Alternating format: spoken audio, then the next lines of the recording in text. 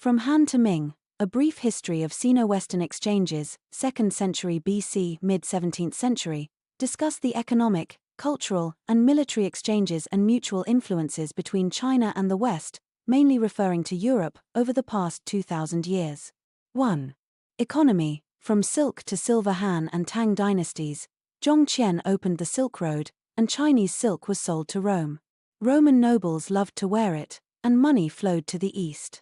In the Tang dynasty, Guangzhou established a maritime trade office, and Arab and Persian merchants came to do business. China sold porcelain and tea, and introduced grapes and sesame seeds. Song Yuan. When the land route was blocked, we turned to the sea. The compass aided navigation, and Quanzhou became a major port in the east, trading with Marco Polo's hometown, Venice. Chinese porcelain and lacquerware were exchanged for spices and precious stones, always yielding profits. Ming Dynasty. A major change. Portugal occupied Macau, Spain opened shipping routes, and a large amount of silver from the Americas flowed into China, in exchange for our raw silk and porcelain. In 1637, the British came to seek a share of the trade, but were rejected by the Ming Dynasty, as it was not yet feasible at that time. 2. Culture. Mutual learning between religion and technology. Han and Tang dynasties, Buddhism arrived from India and took root in the Tang dynasty. Chang'an was very open, with Nestorianism and Manichaeism both present, and whose music and dance were popular. Persian glass technology was introduced. Song Yuan. Our four great inventions spread westward via Arabia and greatly benefited Europe. Gunpowder helped to demolish castles, the compass facilitated navigation, and printing technology spurred the Renaissance. During the Yuan dynasty, Catholic missionaries also came to China. During the Ming dynasty, missionaries such as Mutio Ricci introduced Western science, including works like Euclid's Elements, sparking a wave of China fever in Europe, with Voltaire particularly captivated by the Analects of Confucius. Unfortunately, due to the ritual dispute, Emperor Kangxi banned foreign religions, cutting off communication. 3. Military, technological transfer and maritime competition. Han and Tang dynasties. There was no direct conflict between China and Rome, but technologies, such as metallurgy, were indirectly exchanged through nomadic peoples. Although the Tang dynasty lost the Battle of Talas, paper-making technology was introduced to Arabia and then to Europe as a result.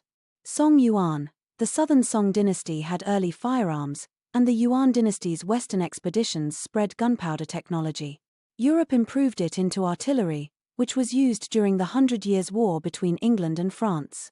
Ming dynasty. Zheng. His voyages to the west were impressive, yet he did not engage in colonization. Later, Portugal, the Netherlands, and Britain attempted to force their way in, but were all repelled by the Ming dynasty. The Ming dynasty possessed advanced firearms, such as the flintlock, yet the maritime ban confined itself. Meanwhile, Britain, relying on pirates, defeated Spain's invincible armada and began to dominate the seas. 4. Impact and turning point for China. The Silk Road brings prosperity, but relying on silver in the Ming dynasty carries risks. Buddhism was well integrated, and Western learning provided inspiration but did not fundamentally change the foundation. Firearms once took the lead, but the maritime trade ban lost its advantage. To the west, especially the UK, silk, porcelain, and tea have changed European life. The four great inventions accelerated the transformation of Europe. Gunpowder broke the feudal system, and printing disseminated knowledge. Frustrated with trade with China, they turned to colonizing India to accumulate capital. Conclusion. The characteristic of communication during this period was that China exported more technology and learned less from Western systems. China relied on its economy and technology to become the leader in the East, but it adhered to the tributary system and maritime restrictions, missing the era of maritime power. The West was adept at learning technology and engaging in innovation, accumulating capital and military strength. By the end of the Ming dynasty, Britain rose to prominence at sea.